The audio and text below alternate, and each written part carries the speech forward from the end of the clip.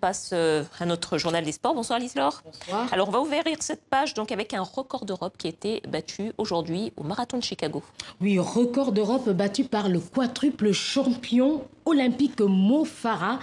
Il a parcouru 42 000 km 195, pour être précise, en 2 heures, 5 minutes et 11 centièmes. C'est une grosse performance du Britannique qui, du coup, efface l'ancien record d'Europe qui était détenu depuis décembre 2017 par le Norvégien Sondre Nordstad. Alors, dans le tableau féminin, c'est la Kenyane Brigitte Kosgei qui s'est imposée devant 2 Éthiopiennes, Rosa Derege et Shure Demissi. Bon, ce soir, il y avait du foot pour les amateurs puisque c'est la fin de la 9e journée du championnat de France et il y avait un choc entre le PSG et Lyon. Oui, choc. Championnat de France, Ligue 1, bien sûr. Voilà, Ligue 1, ouais, choc qui se joue en ce moment. Alors tout à l'heure, le PSG mené par 1-0. Les 2 équipes, il faut le dire, étaient à 10. Et donc, un autre match qui nous a intéressés, c'était normalement le derby de l'Atlantique entre Bordeaux et Nantes. Et c'est Bordeaux qui s'est imposé par 3-0 avec un doublé du milieu offensif guinéen François Kamano.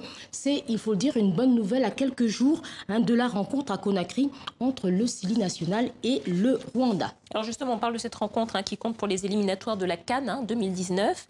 Et il y a un joueur qui est déçu de ne pas avoir été sélectionné par la Guinée. Oui, ce joueur, alors c'est Jules Keita, c'est un attaquant guinéen, il a 20 ans et il a débarqué cette saison donc à Dijon en Ligue 1 française à cause donc de ses dribbles, de sa vitesse, on le surnomme Baba Neymar. Alors c'est quelque chose qui a fait beaucoup rire les internautes en août dernier parce qu'il avait déclaré qu'il était plus fort que Neymar. Voilà pour la petite anecdote. Alors on l'écoute donc sur sa non-sélection en équipe de Guinée. Il m'avait promis encore que à la 3e match contre Rwanda, il va m'appeler. Mais malheureusement, il ne m'a pas appelé. Donc, c'est pas un problème. Ouais, moi, je joue tout le temps. Même si je ne joue pas, je sors 50 minutes, 70 minutes comme ça, même si je joue 10 minutes. Mais celui que les gens qui ne jouent pas, ça, c'est pas normal. C'est ça, mais je suis un peu fâché, quoi. On sent de la déception contre le coach. Voilà, propos recueillis par nos confrères Karim Baldé et Louis Decroix, qui ont hier aussi rencontré un autre international qui, lui, il était plutôt heureux. Oui, il était heureux parce que lui, son club a gagné. C'était Amiens contre Dijon, une courte victoire, 1-0. Alors, on écoute la satisfaction de cet autre international qui n'est autre que le Sénégalais Pape Moussa Konaté.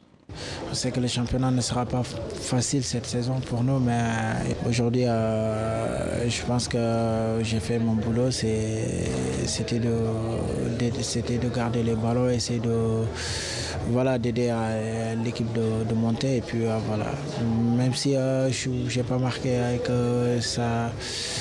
Ça ne me plaît pas de rester sans marquer, mais quand même, je suis satisfait du résultat qu'on a eu aujourd'hui.